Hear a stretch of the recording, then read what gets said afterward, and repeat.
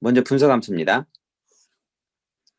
분석함수는 기본적으로 구문이 어떻게 생겼는지를 봐야 돼요. 분석함수 구문은 여기 보시는 것처럼 간단한 구문이 나와 있는데요. 우선 맨 처음에 분석함수 이름이 나오고요. 그 다음에 오버절이 나옵니다. 오버절 안에 파티션 바이 절, 그 다음에 오더 바이 절이 안에 들어오는 거죠. 참고로 이거는 함수니까 보통 셀렉트 절 안에서 열 이름 있는 곳에 넣게 되는 것이죠. 분석함수를 잘 사용하면은 SQL 성능을 좀 더 높일 수가 있고요. 그리고 쿼리 구문을 간단하게 사용할 수 있습니다. 그리고 여기 보면은 데이터 웨어하우싱 분야에 사용한다고 했는데요. 보통 DW는 기업이 사용하고 있는 데이터들을 한 곳에 모아놓고 운영하는 곳이에요. 이 데이터 웨어하우스는 말 그대로 데이터 창고죠. 여기다가 기업의 모든 데이터를 모아놓고 시스템을 운영할 수도 있지만은 그 시스템에 저장된 데이터들을 가지고 분석도 할 수 있는 거예요. 작은 양의 데이터라면은 분석하는 데 큰 부담이 없지만은 데이터 웨어하우스 데이터를 분석하기 위해서는 가급적이면 빠른 시간 내에 문제가 해결돼야 되죠. 그렇지 않으면 전체적인 시스템 성능에 악영향을 주기 때문이죠. 아주 중요한 내용입니다. 자, 그리고 분석함수는 보시면 아까 오버절이 있다고 했잖아요. 이 오버절이 있는데 오버절에서 오더 바이 기능, 그 다음에 파티션 바이 기능, 그리고 윈도잉 기능이라고 되어 있는데 오더 바이는 당연히 뭐겠어요?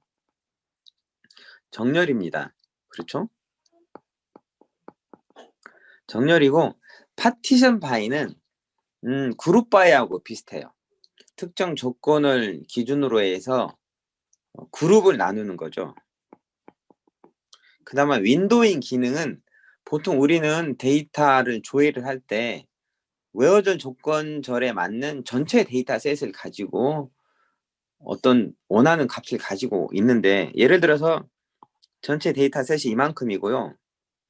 그 다음에 웨어절에 의해서 조회되는 부분이 요만큼이라고 가정을 합니다. 일부분이라고 가정하면은 이 안에서도 다시 윈도우는 뭐 우리 OS 윈도우 그거하고 비슷한 개념이에요. 말 그대로 창을 하나 만드는 거죠. 영역을 하나 생성하고 그 영역 내에서 다시 지르를 할 수 있도록 만드는 것이죠. 그러니까 전체 데이터를 가지고 뭘 찾는 것보다는 윈도우 영역을 생성하고 찾는 것이 훨씬 더 성능이 좋을 수도 있다는 거예요. 그리고 성능을 떠나서 내가 현재 행을 기준으로 해서 이전 몇 번째 행 그리고 이후 몇 번째 행까지를 윈도우 영역으로 정해 놓는다면은 그 영역 내에서 뭐 첫 번째 행의 값이 뭐고 마지막 행의 값이 뭐고 이런 걸 통해서 뭐 어떤 경우에는 현재 행의 이전 행, 현재 행의 다음 행의 내용을 현재 행을 읽을 때 같이 읽을 수가 있다는 것이지요. 무슨 말이냐면 좀 쉽게 얘기하면은 보통 SQL 구문은 현재 행을 읽잖아요. 현재 행을 읽을 때는 당연히 이전 행과 그 다음에 이후 행은 읽기 대상에서 제외가 되는 행이에요. 그런데 분석 함수는 현재 행을 기준으로 해서 뭐 이전 한 행 또는 그 이상의 행 그리고 이후 한 행 또는 그 이상의 행을 조회를 할 수가 있다는 장점입니다. 좀 말이 어렵죠? SQL 구문을 보면은 좀 더 이해를 할 수 있을 거예요.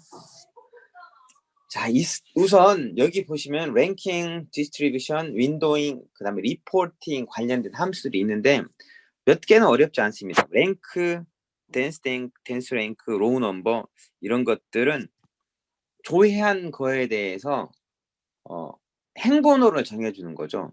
가장 기본적으로 로우 넘버는 행의 번호를 제공해 주는 거고요. 우리 예전에 우리 의사열 중에 넘이라는 의사열이 있었습니다. 이 의사열과 비슷한 기능을 하는 게 로우 넘버라는 함수고요. 그 다음에 조회한 걸 가지고 순서를 매겨주는 게 있어요. 그게 뭐냐면은 랭크와 댄스 랭크라는 것입니다. 로우 넘버는 무조건 일식 증가해요. 그래서 어떤 값이 같더라도 그 두 개의 행의 번호는 다르게 되는데 랭크와 댄스 랭크는 어떤 값이 같게 되면은 같은 등수를 갖게 되는 거죠.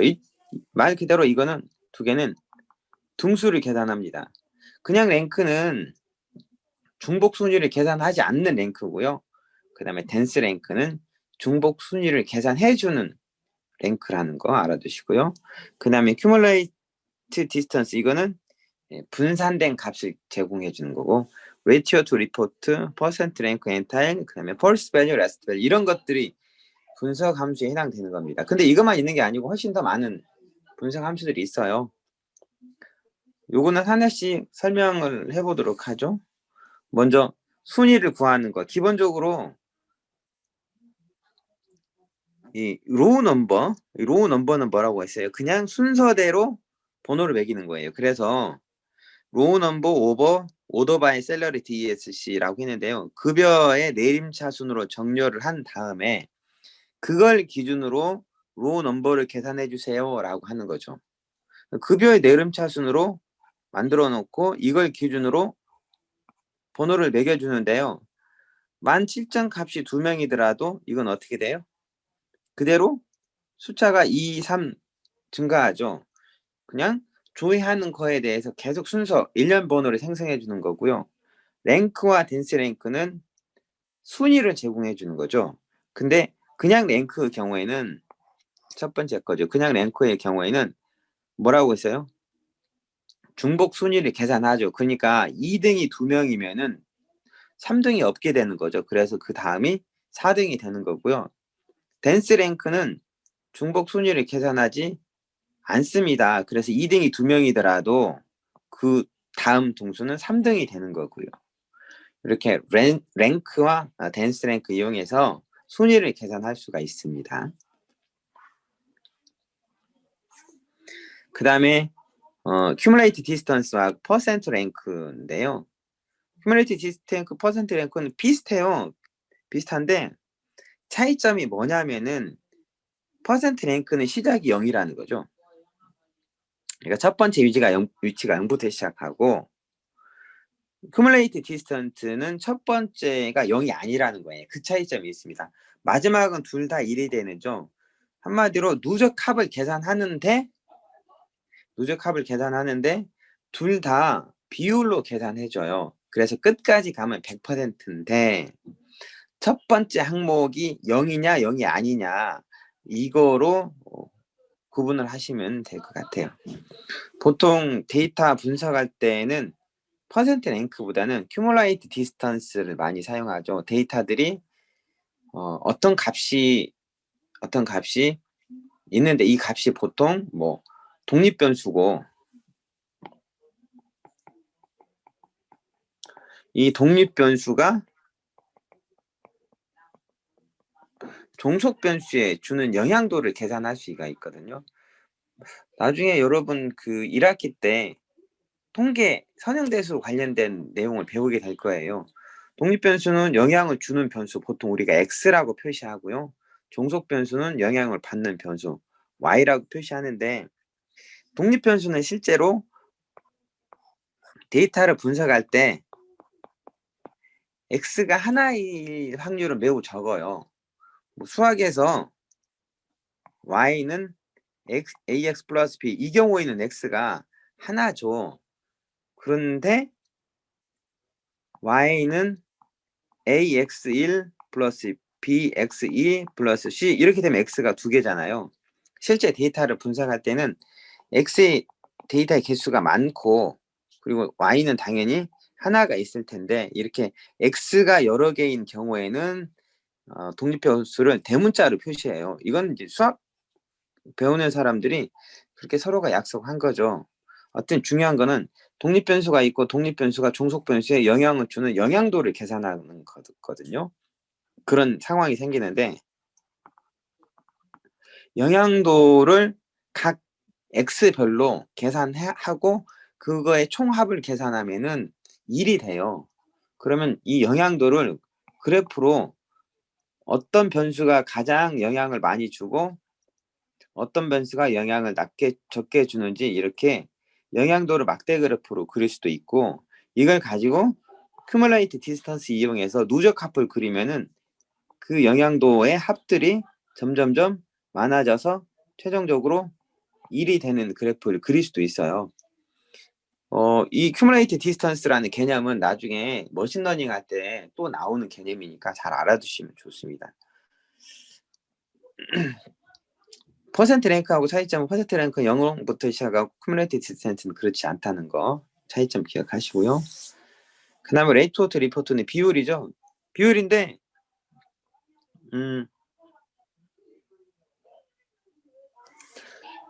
설명을 보면은 컬럼 값을 백분율을 소수점으로 제공합니다 라고 되어 있어요. 어떤 그룹 내에 해당 값의 백분율을 구해주는 거죠. 결과값은 0보다는 크고 1보다 작은 값이 출력이 되겠죠. 어떤 값의 백분율.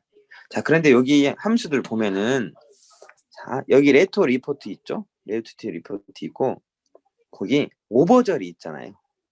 오버절에 오더바이나 파티션 바이가 안 들어갈 수도 있어요. 안 들어가더라도 5번을 써줘야겠죠. 그리고 일부 함수들은 오버절이 없는 경우도 있어요. 우리 보면은 예전에 뭐 그 sum, min 이런 것도 있잖아요. 그것들은 그냥 열 이름만 넣어도 되잖아요. 근데 때에 따라서는 오버절을 포함할 수도 있습니다. 오버절을 포함하면은 분석 함수이면서 윈도우 절을 가질 수 있다 이렇게 생각하시면 돼요. 윈도우는 현재 행을 기준으로 해서 뭐 이전 또는 이후 몇 개 행을 조회 대상으로 하는 것이죠. 앞에서도 사실 이런 게 있어요. 이런 개념 보면은 큐뮬레이트 디스턴트하고 퍼센트 랭크가 있는데 오더 바이 셀러리 DSC 이거는 어떻게 했어요? 대상을 뭘 기준으로 했냐면은 급여의 내림차순한 걸 가지고 큐뮬레이트 디스턴스를 계산했죠. 그러니까 셀렉트한 전체 데이터가 아니고 이렇게 일부 영역만 가지고 어떤 함수를 적용시키는 것이 분석 함수이고, 그리고 그때 나중에 윈도우 절이라는 게 사용이 될 수 있다는 거예요. 엔타일은 n개로 나누는 거죠. 만약에 데이터가 10개인데 이거를 3개로 나누면은 딱 맞아 떨어지지 않잖아요. 그러면은 먼저 선행된 블록부터 한 개씩 더 갖는 거죠. 딱 나눠 떨어지지 않으면. 그러면 그래서 10개 데이터를 3개로 나누면 개수는 4개, 3개, 3개로 4개, 3개, 3개로 나눠지는 거죠. 선행된 블럭이 더 갖는다는 거 생각하시면 됩니다. 자, 레그 리그. 레그 리그는 이건 잘 알아두셔야 돼요. 레그는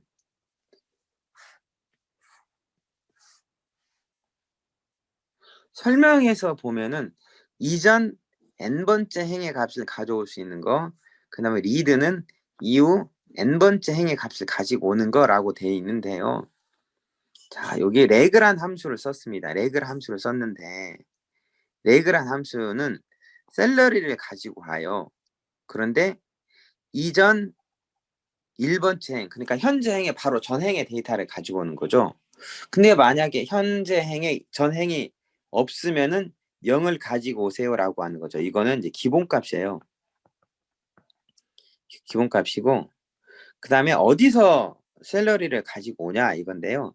급여를 내림차순으로 정렬한 다음에 그 데이터에서 현재 행 이전 바로 한행 이전에 급여를 가지고 오세요라고 하는 거예요.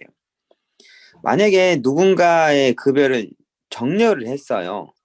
정렬을 했다면은 오름차순으로 정렬을 했다면은 제가 지금 파란색으로 박스 친 이 부분이 되겠죠. 만약에 136번 고객의 데이터를 조회하는 중이라고 가정해요. 이게 현재 조회하는 행이라면은 현재 행의 이전 첫 번째 행은 요거죠. 22,000. 그 다음에 현재 행의 1행 이후 행은 24,000이라는 값을 갖는 행이에요. 여기서는 출력을 할 때 어떻게 했냐면은 인플로이 아이디 출력하고 이전 첫 번째, 이전 바로 한행 전에 데이터를 가지고 오는 거죠. 그래서 이전 한행 데이터 22,000이 이렇게 출력이 되는 거죠. 여기 로워 셀에. 그 다음에 여기 리드는 이후라고 했잖아요. 이후 한행, 그러니까 한행 이후의 데이터를 가지고 오는데 그게 22,000의 다음엔 22,000이 아니죠. 2200 다음인 2400이 되는 거죠. 2400이 그대로 이렇게 하이어셀로 출력이 되는 거죠. 그러니까 현재 행을 출력하면서 이전 또는 이후의 해 같은 그 열의 다른 행 데이터를 조회를 할 수 있도록 하는 것이 레그와 리드라는 것입니다. 레그와 리드. 원래는 어떻게 되는 거죠? 셀렉트 문장은 한행 읽을 때 그 행 데이터만 읽을 수 있는 거거든요.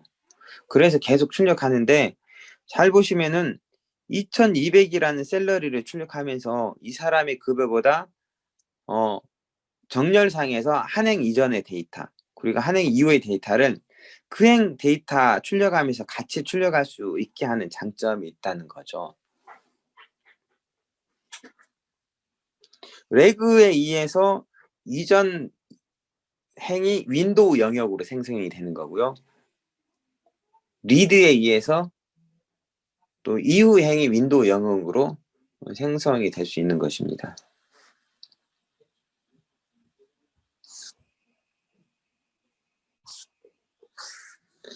그 다음에 리스트 애그리게이션.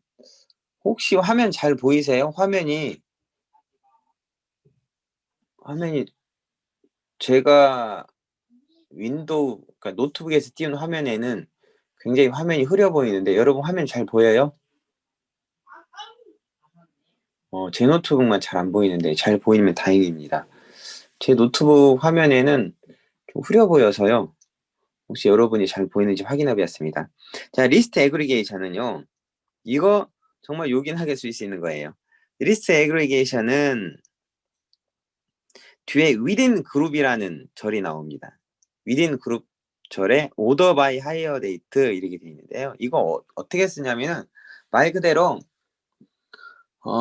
원래대로라면은 그룹별 아니 그룹별이란다.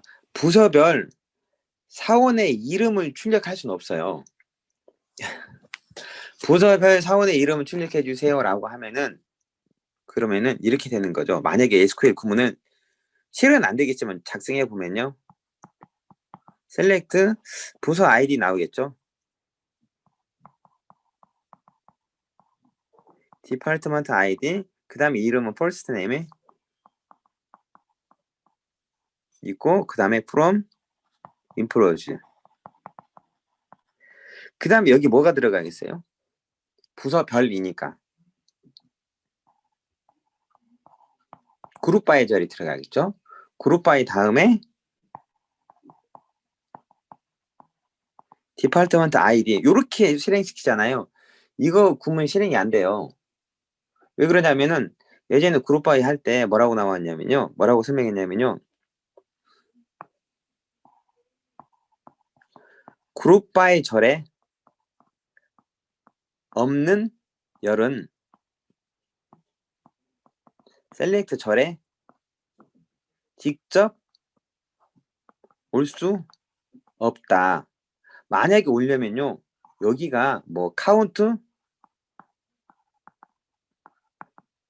first name 이런 식으로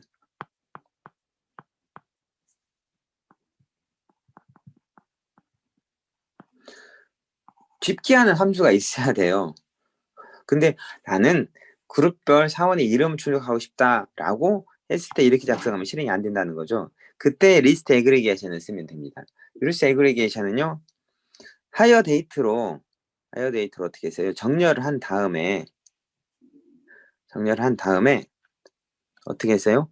first name을 콤마로 구분해서 출력해 주세요라고 하는 거죠. 리스트 애그리게이션은 첫 번째 여기에 열 이름이나 아니면 표현식 즉 함수 또는 수식이 들어간 열이 되겠고요. 두 번째 이거는 구분자예요. 디리미터라고 해서 구분자. 그렇게 하면은 일단 그룹 바이에서 디폴트먼트 아이디죠. 디폴트먼트 아이디 하나에 이름을 출력하는데 리스트 에그리게이션이 콤마로 이어서 쭉 출력해 주는 거죠. 근데 이렇게 출력되는 값들은 정렬을 어떻게 돼요? 하이어 데이트 기준으로 정렬을 하게 되는 것이죠. 이렇게 원래대로라면은 그룹 바이 절에 의해서 출력이 안 되는 것들은 이렇게 리스트 에그레이션 이용해서 출력할 수 있습니다. 그래서 각 부서별 사원들의 이름을 출력해 주세요 라는 걸 문제를 해결할 수 있는 것이죠. 자, 그 다음 윈도우절. 어이구, 윈도우절을 보시면 구문이 꽤 복잡해 보입니다. 제가 SQL 구문을 설명할 때 어떻게 했냐면요. 수직반은 뭐라고 했어요? 수직반은 또는은 애매해요. 또는. 그리고 이 괄호는 괄호를 넣으라는 게 아니고 또는 이 있는 것들을 묶어주는 용도죠. 실제 괄호를 넣으라는 건 아니에요.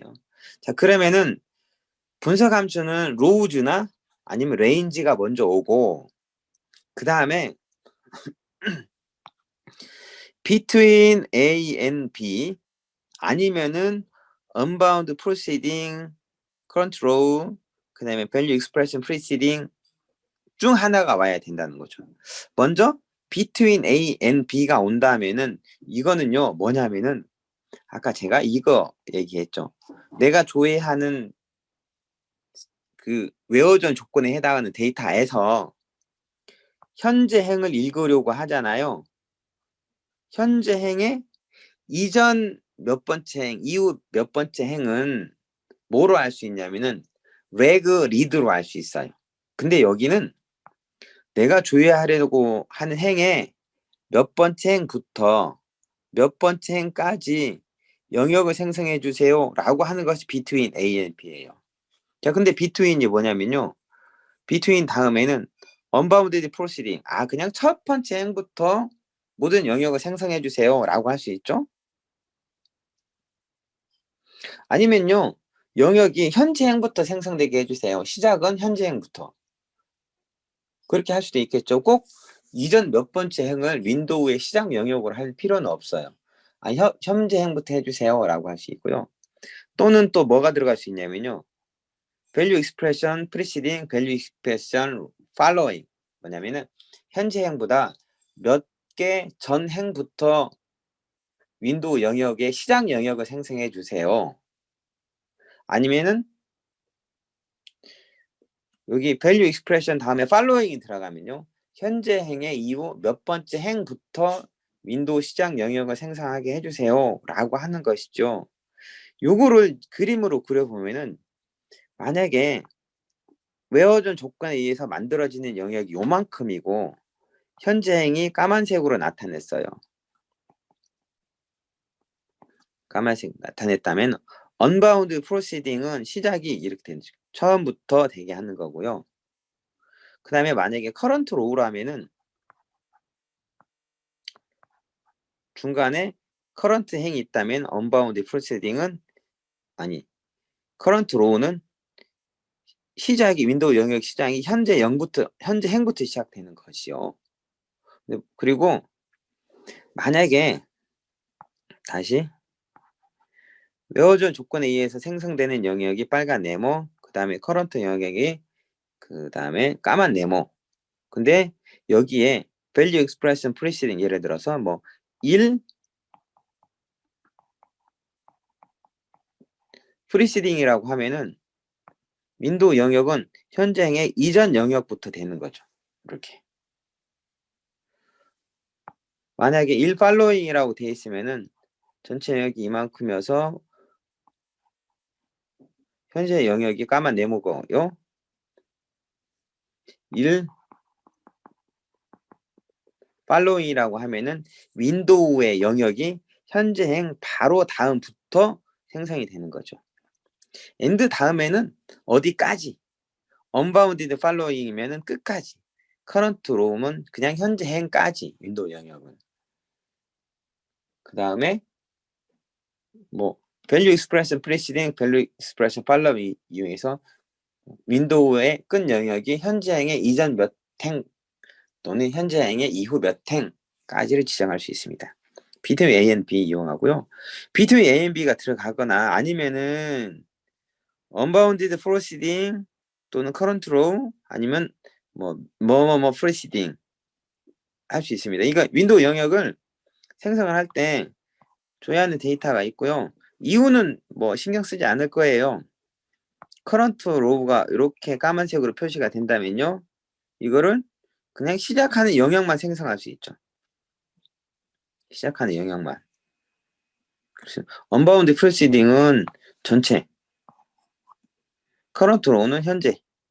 그 다음에 value expression preceding 한 이전 몇 번째 행부터 이렇게 할 수 있습니다. 또 이유는 따로 지정하지 않는 거죠. 이유 지정하지 않으면 뭐 현재 행까지가 됩니다. 보통의 경우에는 between A and B를 많이 쓰죠. 이렇게 이거는 윈도우 영역을 생성하는 거고요. 그리고 그 윈도우 영역에서 어떤 작업을 별도로 또 해줄 수 있다는 거예요. 윈도우 절 함수, 그 윈도우 절을 쓸 수 있는 함수들인데요. 이 윈도우 절은 나중에 여러분 SQL 시험 볼 때 OS마다 조금씩 다르니까 좀 구분을 해서 놓을 필요가 있습니다. 어떤 데이터베이스는 여기는 윈도우 절을 지원할 수도 있고요. 또 어떤 데이터베이스는 지원하지 않을 수도 있거든요. 우선 순위와 관련된 랭크들은 랭크, 덴스 랭크, 로우 넘버는 대부분 데이터베이스에서 지원해주고요. 그 다음에 sum, max, min, average, count 이거는요. SQL 서버, 이 SQL 서버는 이제 마이크로소프트사에서 판매하는 SQL 서버입니다. 이 경우는 오버절 내에서 오토바이저를 지원하지 않기도 해요. 그 다음에 순수와 관련된 false value, last value, leg, read 이거는 오라클 데이터베이스에서만 지원하고요. 그리고 뭐 accumulate distance, percent rank, anti, ratio to request 등이 있는데 percent rank 함수는 이 ANSI, ISO, SQL 표준 줄여서 그냥 ANSI 표준이라고 불러요. ANSI 표준과 오라클 DBMS에서 지원하고 있는 거죠. 사실 ANSI 표준에서 지원하고 있으면 거의 대부분 데이터베이스에서 지원하고 있다는 의미도 됩니다. 엔타일은요, ANSI, SQL 표준에는 없지만 오라클, 그다음 SQL 서버에서 지원하죠. 이런 그 함수들은 모든 DB가 다 공통적으로 지원하는 건 아니니까 따로따로 여러분이 사용하는 DB에 맞는 거를 알고 계셔야 된다는 거고요. 맨 아래 보면은 뭐 correlation, population, covariance sample, standard deviation, population, standard deviation sample, variance population, variance sample 이런 것들 있죠. correlation은 상관관계, covariance는 분산, covariance population은 모분산, covariance sample은 포변 분산 이런 것들 있죠. 하나씩 볼까요? 자, 이건 윈도우 영역을 생성하는데 first value, last value는 윈도우 영역 내에서 첫 번째 값 또는 마지막 값을 생성하는 거예요. 근데 여기 보시면은 오버절에 오토바이도 있는데 자, rows between 1 preceding and 1 following 이거는요. 데이터베이스 영역이 있는데 어쨌든 간에 셀러리를 기준으로 해서 오름차순으로 정렬했어요. 그게 요 부분입니다. 셀러리 기준에서 오름차순으로 정렬했는데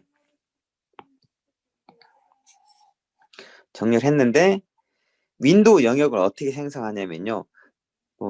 between one preceding이라고 되어 있잖아요. 한 행 이전부터 그 다음에 and one following이라고 했죠. 한 행 다음까지 윈도우 영역을 생성해 주세요 라고 하는 거죠. 그럼 이렇게 예를 들어서 170번 사원의 급여를 읽을 때 그 사람의 급여는 9,600인데요. 이전 한행 그리고 이후 한행 데이터를 윈도우 영역으로 생성해서 first value, last value는 뭐예요? 그 영역에서 첫 번째 값을 출력해 주고요. 그리고 마지막 값도 출력해 주세요 라고 하는 거죠. 이거와 앞에서 배웠던 뭐하고 비슷해요? 레그와 리드하고 같은 거죠. 비슷한 게 아니고 레그 리드와 같은 역할을 하는 것이죠. 이렇게 윈도우 함수를 쓸 수 있고요. 선형 해그 함수, 윈도우 함수 이거는 이렇게 로우즈 다음에 요 윈도우 영역에 대해서 이해를 하시라고 이 예제를 보여준 겁니다. false value, last value라는 개념은 쉽잖아요. 윈도우 영역을 만드는 걸 설명하려고 해준 거고요. 자, 이번에는 선형 해기 함수인데 선형 해기 함수에 여기 보시면은 뭐 RGR이라고 되어 있는 거죠. 리니어 리그레션.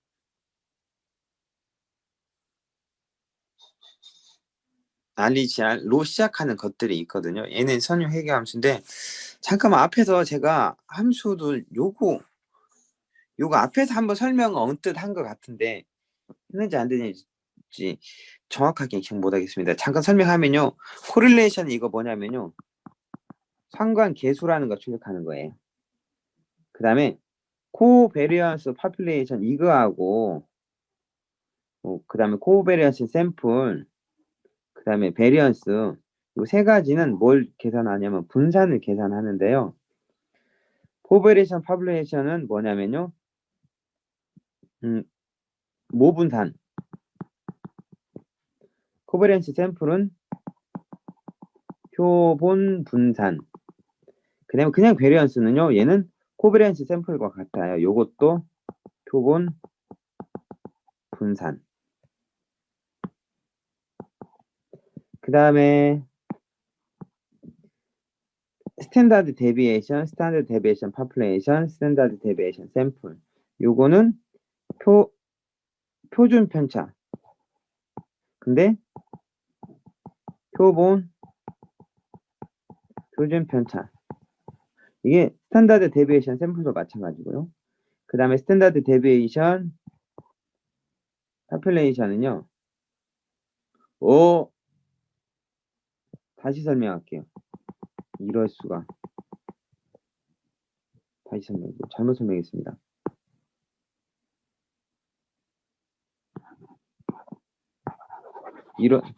죄송합니다. 다시 설명할게요. 코베리언스하고 베리언스하고 지금 헷갈렸습니다.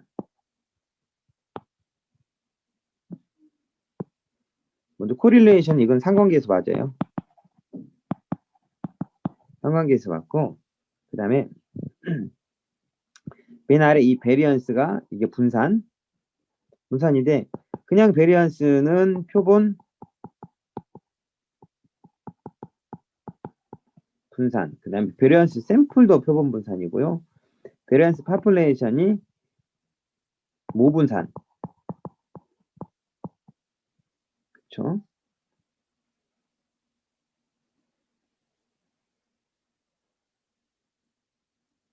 그 다음에 이 코베리언스는요 뭐냐면 공분산이에요.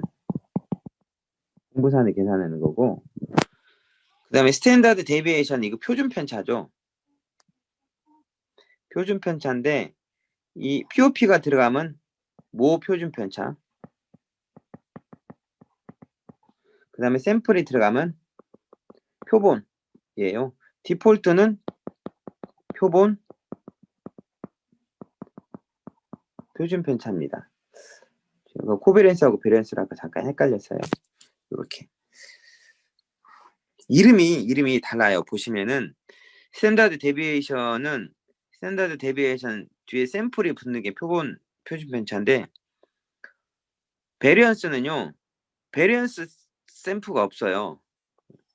베리언스 표본 분산인데 뒤에 샘플가 붙으면 바 샘플입니다. 그러니까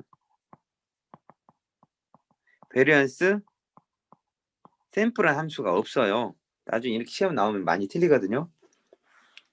기억하셔야 돼요. 자, 그 다음에 선형 회귀 함수. 이거 여기서 질문을 여러분 제일 많이 하셨어요. 그렇죠? 선형 회귀. 사실 그 선형 회귀식을 계산할 만한 데이터 셋이 마땅치가 않아서 인플로이지 테이블을 가지고 한 거거든요. 근데 어쩌겠어요. 요거는 하나씩 100개를 설명해 보겠습니다. 일단은 맨 앞에 이것들은 RGR, 리그레션의 약어가 다 붙어 있어요. 프리픽스로. 에버리지, 카운트, 슬로프, 인터셉트, R2, 그다음에 SXXSYY, SXY 이렇게 돼 있는데요. 에버리지는 알 거고, 그다음에 슬로프는 기울기죠. 인터셉트와 슬로프는 이거예요. Y는 A 곱하기 X 플러스 B에서 슬로프가 A고요. 인터셉트가 B라고 생각하시면 되죠. 근데 보통 분석할 때는 이 A를 A라고 안 쓰고 W라고 많이 써요. weight. 그리고 B는 바이어스의 약어로 쓰고요. R2는 뭐냐면 결정계수라고 부르는 겁니다.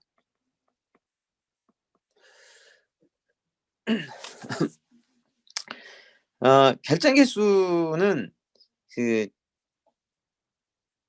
분산의 경우에는 데이터의 크기에 따라서 값이 천차만별로 보여지거든요. 근데 이거를 표준화한 거라고 생각하시면 됩니다. 보통 이 결정계수가 1에 가까우면 결정계수는 데이터를 얼마만큼 잘 시기 데이터를 얼마만큼 잘 표현하는가를 나타내는 거죠. 함수 하나씩 살펴볼까요? 이거는 잘 보셔야 돼요. 에버리지 X. 그냥 에버리지하고 똑같은 거예요. 그냥 에버리지하고 똑같은데 뭐냐면 에버리지 X는 일단 첫 번째 인수가 Y고 두 번째 인수가 X예요. 여기 뭐라고 되어 있냐면요. 두 개의 숫자 입력을 사용해서 두 번째 인수의 평균을 계산을 해요. 근데 인수가 너린 값상을 완전히 무시합니다. 라고 해요. 뭐냐면 X에 대한 뭘 계산해요? 평균을 계산합니다. 근데 보면 이런 거 있죠.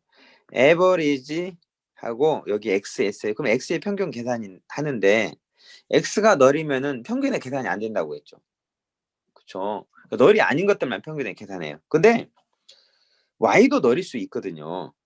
그렇죠. 그러면 Y가 널이면은 에버리지 RGR AOBG X는 Y도 널이 다시 얘기합니다. Y가 널이면은 X에 대한 평균의 계산이 안 되는 거예요. 그래서 요거는 둘 다 널이 아닐 경우에 평균의 계산하는 거죠. Y가 널이 아니면 에버리지 X하고 같아요.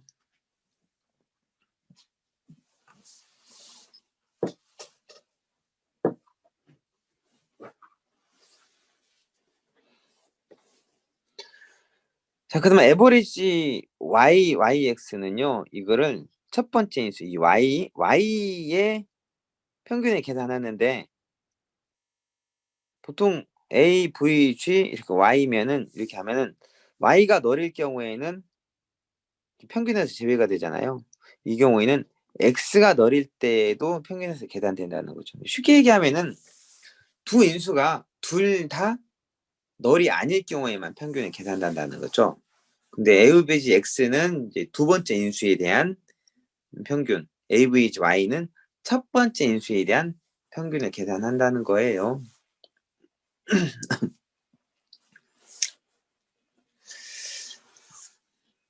그 다음에 RGR 카운트. 이거는 둘 다 낱널인 경우에 쌍의 수를 계산하는 거죠. 그냥 카운트 하면은요. 카운트 Y면은 Y가 널이 아닌 것만 개수를 세거든요. 널인 것도 개수 세려면은 카운트하고 별표 한다고 했잖아요. 근데 카운트 YX는 둘 다 널이 아니어야 돼요. 그때 개수를 세는 거. 자, 그 다음에 슬로프와 인터셉트. 회귀 직선의 기울기를 측정하는 거죠. 사실 이게 왜 필요하냐면 생각해봐요. 학교 다닐 때는 두 점에 기울기를 구하는 거 어렵지 않죠. 이거는 y는 ax 플러스 b에서 x가 2개고 y도 2개면은 a와 b를 얼마든지 구할 수 있습니다. 근데 실제로 데이터를 분석하다 보면 이렇게 되는 경우는 거의 없어요. 데이터들이 아주 많다는 것이죠. 이렇게 많이 있을 때 이 데이터를 지나는 직선식을 구해야 되는 거죠. 그래야 미래에 어떤 x가 주어졌을 때 그때 y가 얼마인지를 예측을 할 수 있는 거죠. 그잖아요. 물론 이 문제를 해결하기 위해서는 여러 가지 방법이 있는데 보통 경우에는 행렬에 그다음 역행렬을 구한 다음에 이 역행렬을 이용해서 문제 해결하는 방법이 있습니다. 요거는 선형대수 시간에 배우시면 될 것 같고요. 여기에는 알리자 슬로프라는 것은요. 기울기 그다음에 인터셉트는 절편. 그러니까 y는 w 곱하기 x 플러스 b에서 이 w가 슬로프고요. 그 다음에 인터셉트가 b라는 것이죠. 계산하는 공식은 슬로프는 이렇게요. 코베리언스 파퓰레이션 슬래시 베리어션 파퓰레이션. 그러니까 공분산을 분산으로 나눠주는 거죠. 그 다음에 인터셉트는요. 평균에서 뭘 빼요? 그 슬로프 곱하기 y의 평균 뺀 거죠. 이거 보시면은 뭘 알고 싶냐면요. 세일즈 매니저 직무가 입사 후 5,000일째 되는 날의 급여는 얼마인지 알고 싶은 거예요. 5,000일째 되는 날의 급여. 그러니까 미래의 어떤 데이터를 예측하자는 거죠. 그러면은 우리가 뭘 알아야 되냐면요. 각 사원들의 입사일이 있을 거고, 그렇죠? 그 다음에 현재 날짜, 오늘 날짜가 있겠죠? 그 다음에 그 사람의 급여 정보가 있을 거예요. 그러면 오늘 날짜에서 입사일을 빼면은 뭐가 나와요? 근무한 일수가 나오겠죠. 그 다음에 그 사람들의 급여가 나올 거예요. 한 사람 데이터가 아니고 여러 사람 데이터이겠죠. 근무 일수가 얼마일 때 급여는 얼마야. 근무 일수가 얼마일 때 급여는 얼마야. 이런 데이터가 있다면은 나중에 미래의 근무 일수가 얼마일 때 급여는 얼마야라는 걸 예측할 수 있잖아요. 그러면은 세일즈 직무를 가진 사람들만 보너스율이 있고요. 그 사람들에 대해서만 X축에는 근무 일수, Y축에는 급여, 여기는 이 급여는 그 샐러리 값을 계산하면은 만약 이런 식으로 데이터가 분포되어 있다면은 이거를 직선 방식식 구했다면은 미래에 5,000일째 되는 날이 급여가 얼마인지도 예측할 수 있을 거 아니에요. 그러려면은 뭐가 계산이 돼야 돼요? 슬로프와 그다음에 인터셉트, 바이어스가 있어야겠죠. 그래서 여기 보시면은 SQL 구문이 이렇게 되어 있는 거예요. 일단 부서 아이디가 80인 세일즈 부서에 해당하는 사원들, 부서 아이디가 80인 사원들에 대해서 어떻게 했어요?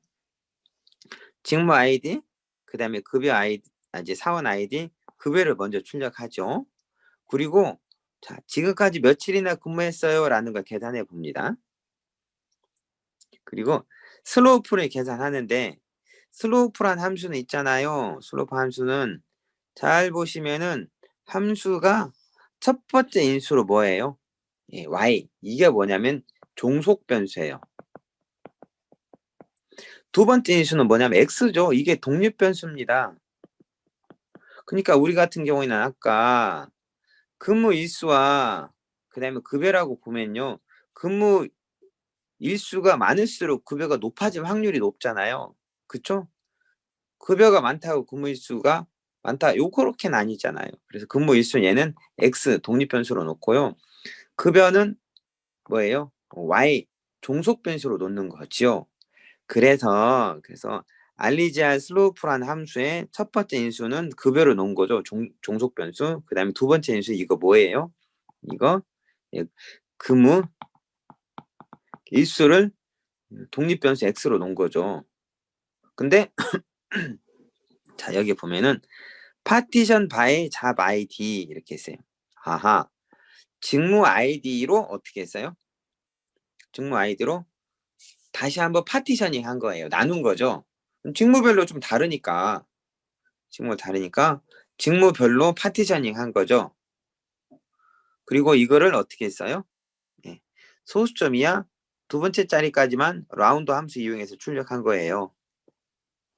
그 다음에 이번에 인터셉트도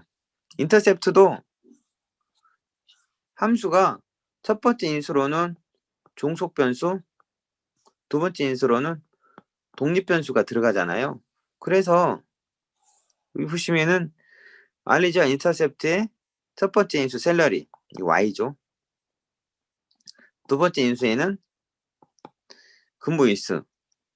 그리고 이것도 직무별로 파티셔닝해서 소수점 이하 두 번째 자리가만 출력해 주세요라고 하면요. 얘가 이렇게 직무 아이디 나오고요. 그 다음에 뭐가 나오냐면은 이렇게 슬로프와 인터셉트가 나옵니다. 사실상 여기 인플로이 아이디, 셀러리, 워킹데이는 그냥 참고용으로 출력을 한 거지요.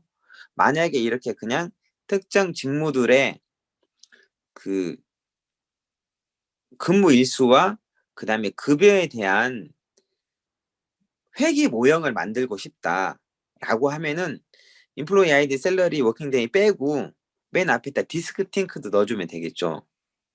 그러니까 문제가 이렇게 주어질 수도 있어요. 근무 일수와 그 다음에 급여에 대한 회계 모형을 만드세요.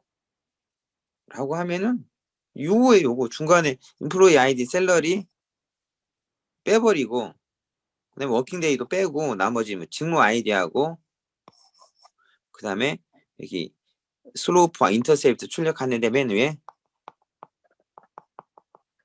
디스팅크 하면은 같은 직무에 하나씩만 출력이 되겠죠. 그러면 이렇게 슬로프와 인터셉트로 보게 되는데 그렇게 해서 만들어지는 식은 이거예요. y는 2.34 곱하기 근무 일수 플러스 2690.25가 되는 것이죠.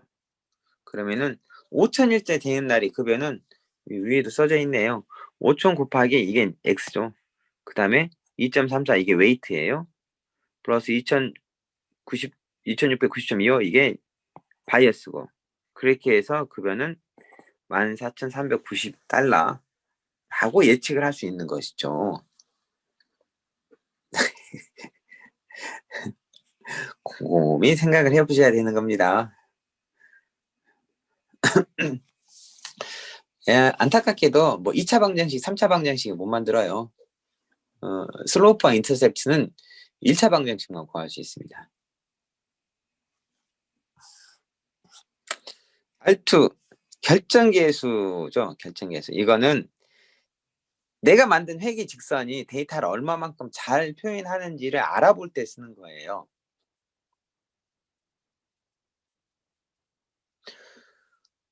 얼마만큼 잘 표현하는지 알아본다는 거 뭔 말이에요? 내가 데이터가 있는데 이 데이터를 가지고 회계 직선식을 구했어요. 근데 회계 직선이 하나는 이렇게 그어졌어요. 근데 또 하나는 이렇게 그어졌어요. 여기 2번 식하고 1번 식하고 보면은 어떤 것이 데이터를 더 잘 표현할 것 같아요? 딱 그림에서 보더라도 1번일 것 같잖아요. 그쵸? 그럼 결정계수가 요 1번이 1에 다 가까운 거고요. 2번은 1에서 먼 값, 그러니까 0에 가까운 값을 가집니다. 결정계수는 회계식이 얼마나 데이터를 잘 표현하는지 알아볼 때 쓰는 것이죠. 그러니까 종속 변수와 독립 변수 사이에 상관관계가 높을수록 1에 가까워지는 값을 갖겠죠. 여기 보시면은 이번에는요 디스팅크 넣었죠. 직무 아이디, 그 다음에 웨이트 구하고요, 슬로우프로, 그 다음에 인터셉터로 바이어스 구했습니다. 그리고 결정 개수를 구하는데요.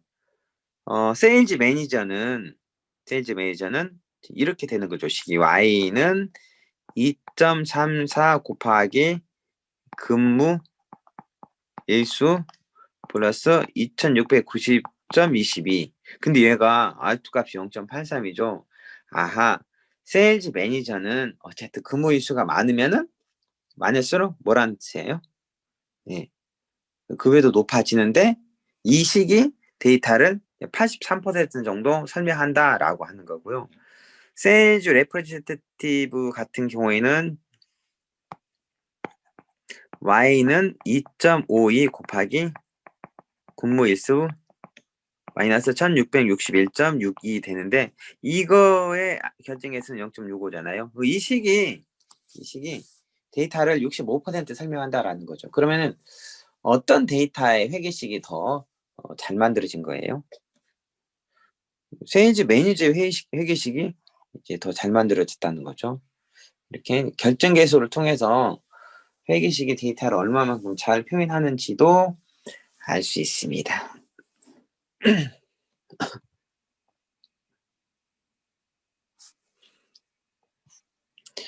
피벗 테이블은 피벗팅 하기 위한 거예요. 이거는 뭐 엑셀에서도 피벗팅 하는데 나중에 여러분이 데이터를 분석을 하잖아요. 데이터가 두 가지 종류로 저장이 됩니다. 하나는 로그 형식,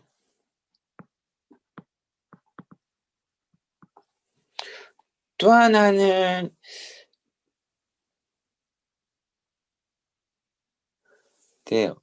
일정이 있어서 가보셔야 되면요. 네.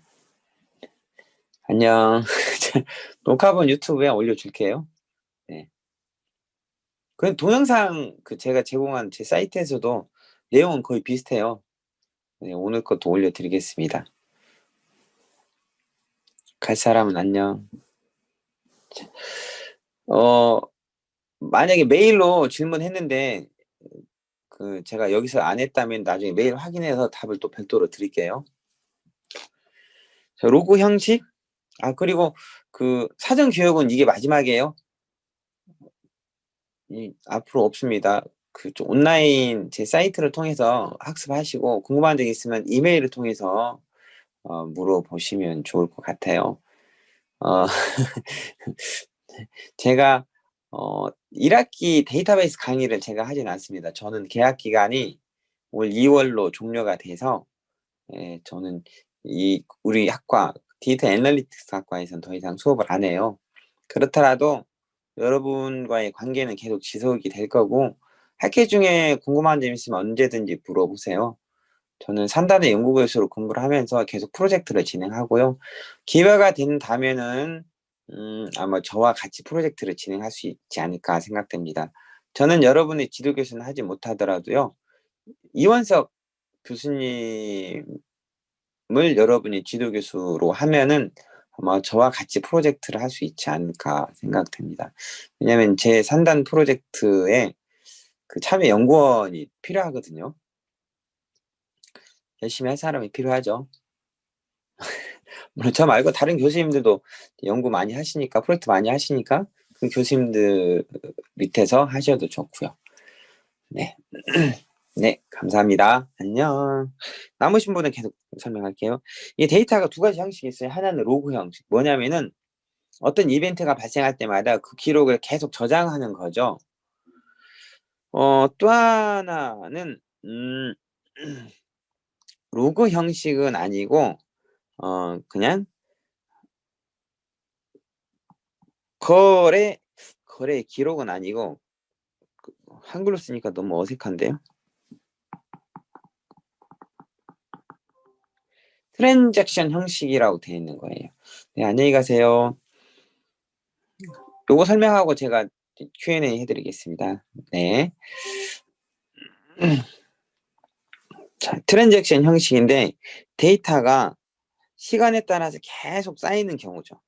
요런 거는 보통 열애수보다 행위수가 엄청 많죠. 그러니까 행이 계속 쌓여가는 형식이고요. 트랜잭션 형식은 행이 그렇게 많이 증가되지 않는 형식이에요. 정해진 한번 만들어진 테이블에서 안에 내용들이 수정이 되는 경우가 많은 경우. 로그는 보통 이런 얘기해요. OLAP용이다. 분석용으로 쓰는 거고요. 트랜잭션 데이터는 OLTP용으로 쓰인다라고 하는 거죠. 보통 이 OLAP 형식은 읽기 전용이에요. read only이고 OLTP 형식은 read write가 되는 형식이죠. 예를 들어서 여러분들의 사원의 주별 일별 판매 실적을 데이터베이스에 저장을 해요. 그러면은 보통 저장할 때는 뭐 몇 주 차에 무슨 요일날 얼마만큼 판매를 했어요 이렇게 저장을 하죠. 근데 요거는 로그 데이터예요. 로그 데이터. 근데 이 로그 데이터를 가지고 뭔가 우리가 결과를 보기는 되게 어렵거든요. 이거를 오른쪽처럼 만들어 놓잖아요. 그게 이게 누군가의 데이터가 몇 주 차에 월요일엔 얼마, 화요일엔 얼마, 수요일엔 얼마, 목요일, 금요일엔 얼마씩 판매했어요라고 만들어 놓는데 이거는 이제 스프레드시트 형식으로 표현한 거죠. 실제 알아보기 편해요. 엑셀로 보기 편한 거는 오른쪽이고요. 근데 하지만 오른쪽 거는 데이터를 분석하기가 좀 어렵습니다. 근데 왼쪽 거는 정보가 다 들어있지만 읽기가 어렵죠. 참고로 여러분 머신러닝을 하려면요. 왼쪽 거는 안 돼요. 왼쪽 거는 머신러닝이 안 되고 오른쪽 거를 가지고 머신러닝 해야 되거든요. 근데 로그 데이터는 왼쪽 형식으로 데이터가 쌓입니다.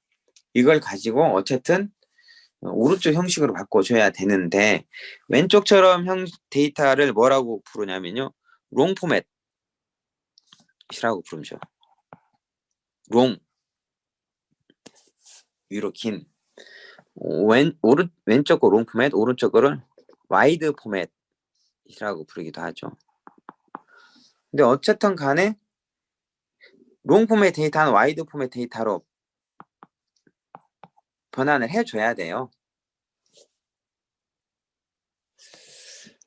자, 그걸 설명하기 위해서 그렇게 하기 위해서 사용하는 것이 피보팅입니다. 보통 그 롱 포맷을 와이드 포맷으로 만들어 많이 사용하는데 이때 사용하는 것이 피봇이란 함수고요. 반대는 언피봇이란 함수인데 언피보팅 할 일은 별로 없습니다. 대부분 피보팅 하는 거죠. 나중에 여러분 데이터 분석할 때도 로그 데이터를 받았다면요. 그걸 가지고 그대로 그 형식으로 머신러닝 못해요. 반드시 이렇게 피보팅 해야 머신러닝 한다는 거죠.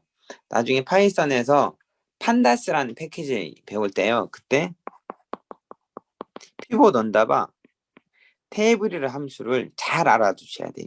이거 완전 중요합니다.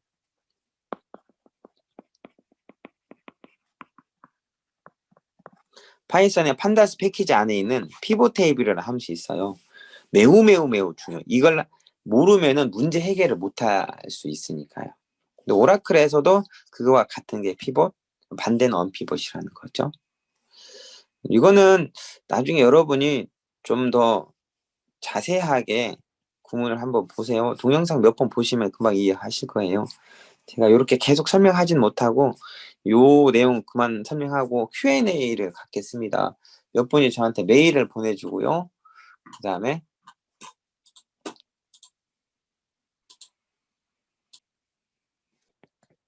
셀렉트고요. 모 표준 편차는 스탠다드 데비에이션 파퓰레이션이에요. 그 다음에 보너스를 포함한 급의 모 표준 편차고 그다음 보너스를 포함한 급여는 샐러리 플러스 샐러리 곱하기 커미션 비트니까 샐러리 플러스 NVL 함수 이용해서 샐러리 곱하기 커미션 PCT 요렇게 해야겠죠. from employees.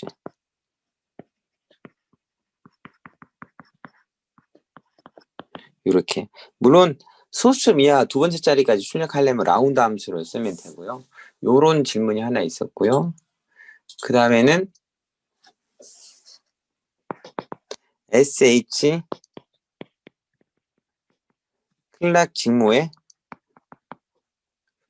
입사일과 급여와의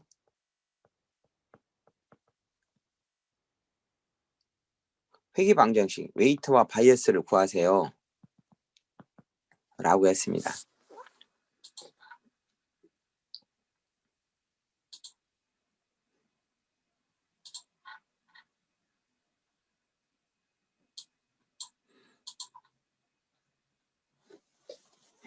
이거는요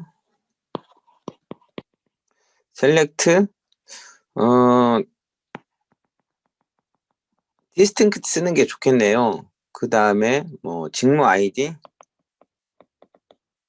그 다음에 올 수 있는 게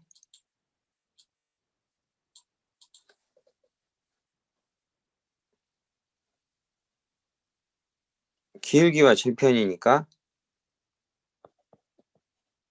리그레션 슬로프 그 다음에 입사일과 급여와의 회귀 방정식이니까 뭐예요? 셀러리 급여가 Y값이 되겠죠. 그 다음에 2020년 4월 4일 기준으로 구하라고 했으니까 투데이트 20/04/04에서 하이어 데이트를 뺀 것을 어떻게 해요? 이 부분을 독립변수 X로 놓고요. 셀러리를 종수변수 Y로 놓는 거죠.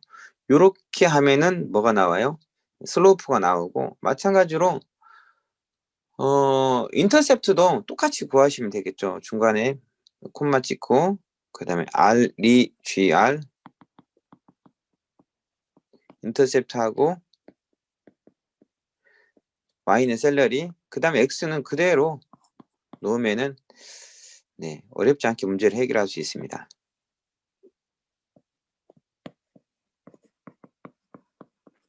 이렇게요. 이거 하나 빼먹었죠? 이 뒤에 뭘 빼먹었죠? 이 뒤에. 이 뒤에 뭐가 들어가야 돼요? 이 뒤에 오버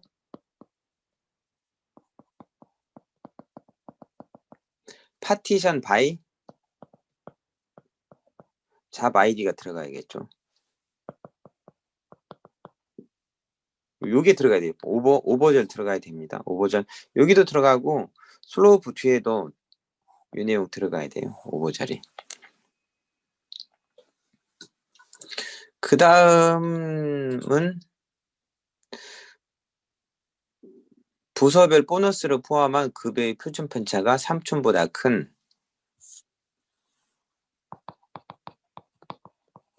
부서별 보너스를 포함한 급여의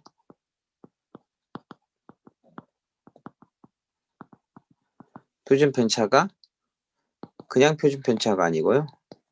표본 표준 편차가 3,000보다 큰 부서에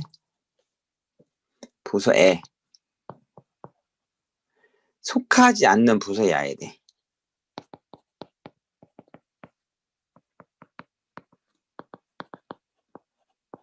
부서의 아이디를 선택하세요라고 했습니다. 문제가 너무 어려운 것 같아요. 그렇죠? 회귀된다. 여기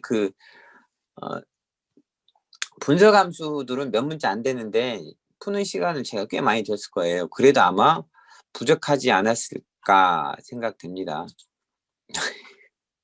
자,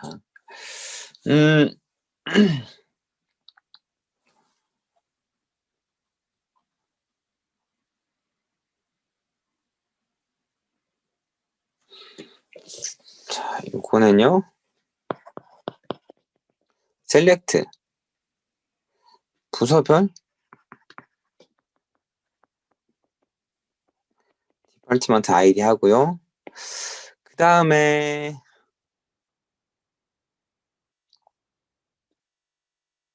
표본 표준 편차 스탠다드 데비에이션 구해야죠. 셀러리 플러스 NVL 셀러리 곱하기 커미션 PCT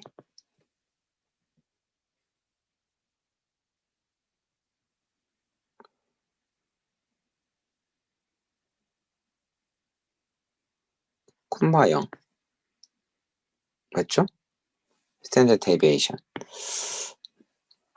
from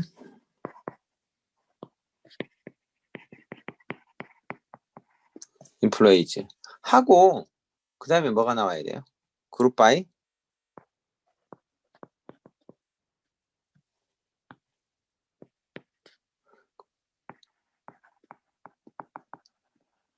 디파트먼트 아이디 그 다음에 조건이 들어가야죠. having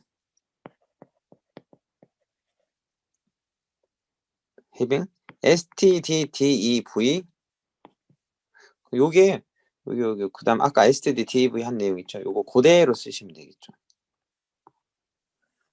그대로 having 자리에도 이런 그 분석 함수를 쓸 수 있다는 거예요.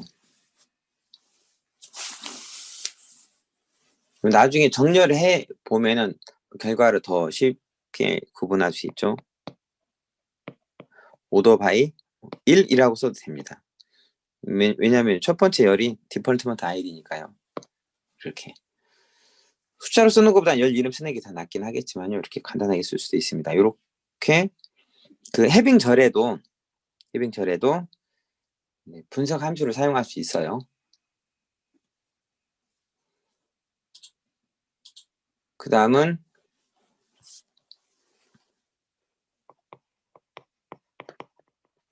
보너스를 포함한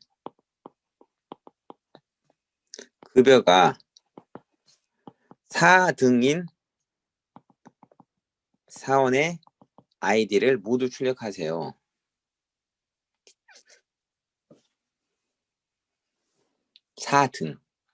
등수를 계산해야죠.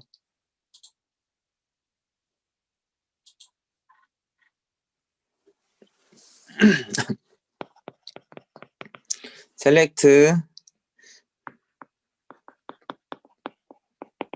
인플로이 아이디 출력해야죠. 그 다음에 급여를 출력해보는 것도 나쁘진 않죠. 근데 뭐 바로 등수만 출력하면요. 뭐 랭크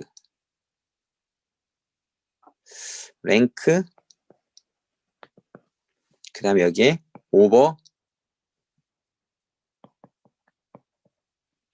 오더 바이 뭐예요? 뭐로 정렬해야죠? 오더 바이 커미션 PCT를 포함한 급여죠. 그래서 오더 바이 줄바꿈해서 쓰겠습니다. 셀러리 플러스 NVL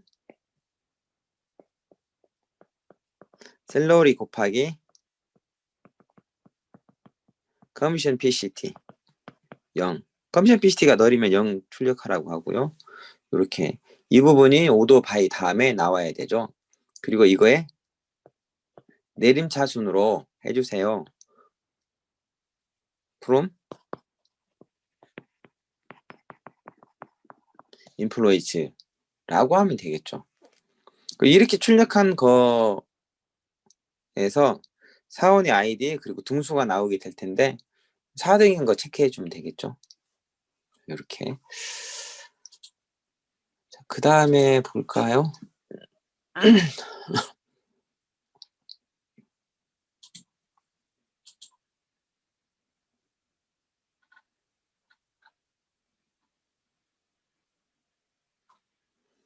그리고 답을 볼 수 있냐라고 저번에 물어봤는데 그래서 답을 볼 수 있게끔 제가 시스템을 변경했어요. 그리고 여러 번 풀고 나면은 여러분 체크한 것과 실제 정답이 뭔지도 표시가 됩니다. 그리고 일부 오타도 있을 수 있어요. 제가 어디서 복사해서 붙여놓은 게 아니고 제가 전부 다 타이핑해서 입력했던 거라 충분히 오타가 있을 수 있으니까 오타 있으면 제보해 주시면 수정해 놓겠습니다. 그리고 몇 개 메일이 더 있었는데 나머지는 제가 다 그 메일로 답변을 드렸어요. 그래서 메일 보내신 분들은 본인의 메일을 한번 확인해 보시고, 그리고 혹시 질문 있으시면 지금 채팅창으로 질문을 주세요. 그러면은 제가 답변을 해드리겠습니다.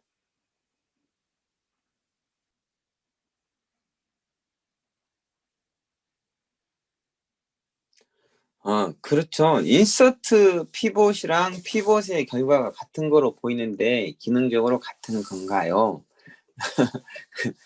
그쵸. 기능은 같습니다.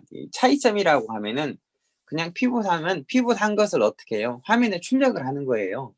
출력하는 거고, 인서트 피봇은 피보팅한 것을 내가 만든 테이블에 넣는 거거든요. 그래서 기능적으로는 둘 다 같습니다. 예, 잘 보셨네요.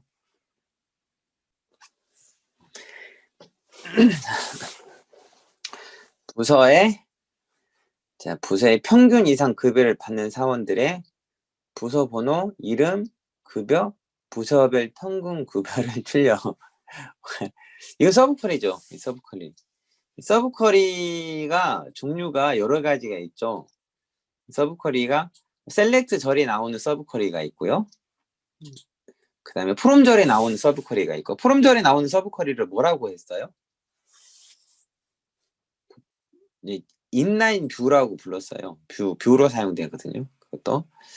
그 다음에 뭐 상호 연관 서브쿼리라고 해서 메인에서 사용하는 서브쿼리도 있고, 그렇죠. 그 문제 저도 한번 볼까요? 서브쿼리에서 문제가 부서별 부서의 평균 이상 급여를 받는 사원들의 부서 번호, 이름, 급여, 부서별 평균. 문제가 너무 어려워요.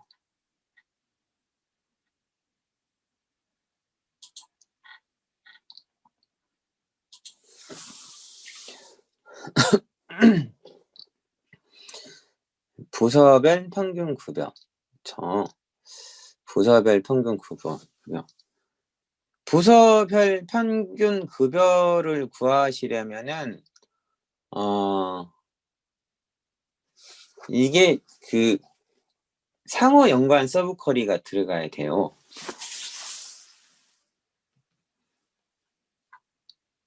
잠깐 메모장을 하나 제가 띄워볼게요.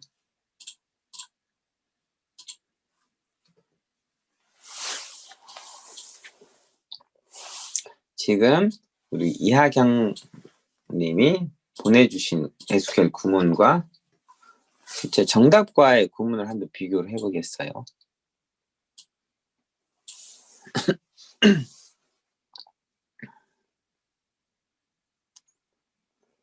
정답과 같은데? 제가 이거 메일로 답변해 준 거 같은 거죠? 부서별 평균 급여.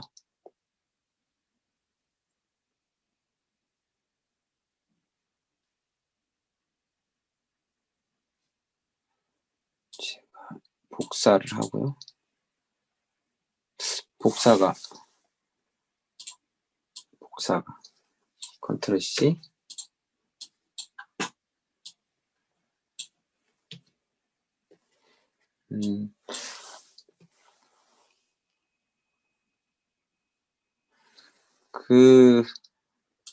제가 공유를 하나 해드릴게요.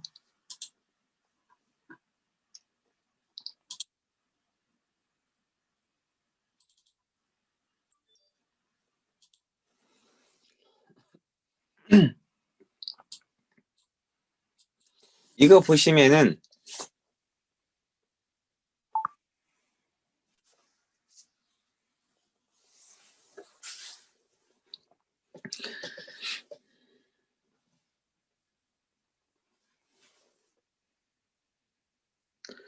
우리 하경 씨가 그 작성한 구문에는 셀렉트 절에 부서별 평균 급여가 없잖아요. 근데 사실 우리가 별로 작성 어떤 결과를 얻으려면은 그룹 바의 절이 있거나 아니면은 분석 함수를 쓰거나 둘 중에 하나를 해야 돼요. 그렇죠? 별 하려면은.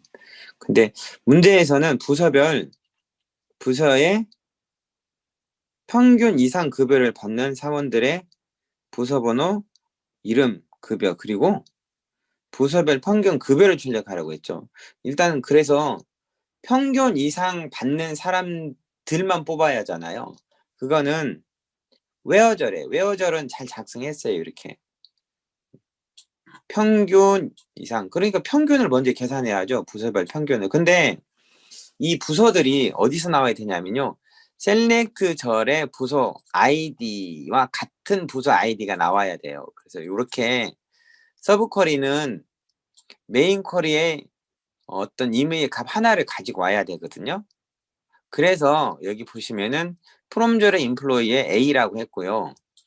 그 다음에 서브 쿼리에 또 프롬절의 인플로이를 B라고 했습니다.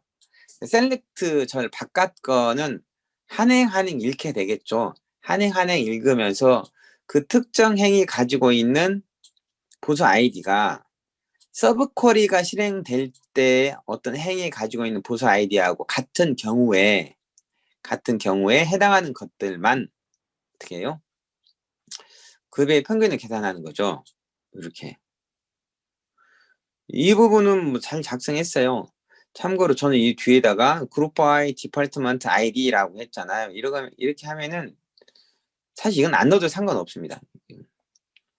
어쨌든 안 넣어도 상관없죠. 그룹 바이 하면은 그룹핑해서 또 한 번 더 볼 수 있겠죠. 부서의 아이디가 서브 콜에 있는 아이디하고 메인 콜에 있는 아이디하고 같은 경우에 평균을 계산해서 그거보다 클 때만 조건을 삼았죠. 그리고 부서별 급여의 평균을 출력하라고 했어요. 여기다는 그룹 파일을 넣으면 안 되겠죠. 그래서 셀렉트 문장에다가는, 근데 왜 여기 메인 콜에 그룹 파일을 넣으면 안 되죠? 메인 콜에 그룹 파일 디폴트먼트 아이디 넣어버리면은 펄스 네임과 셀러리를 출력 못해요. 그래서 메인 콜에 그룹 파일 넣으시면 안 돼요.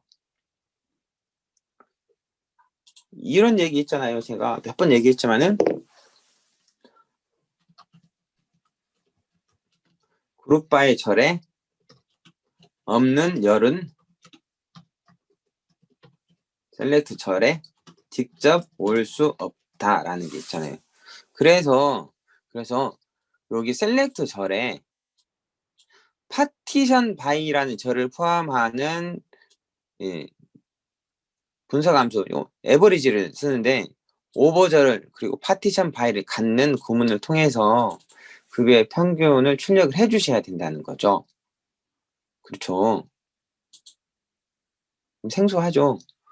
이렇게 요 구문 지금 그룹 바이 절 없는 열을 셀렉트 절에 열은 셀렉트 절에 직접 올 수 없다. 직접 못 오면 어떻게 해야 돼요?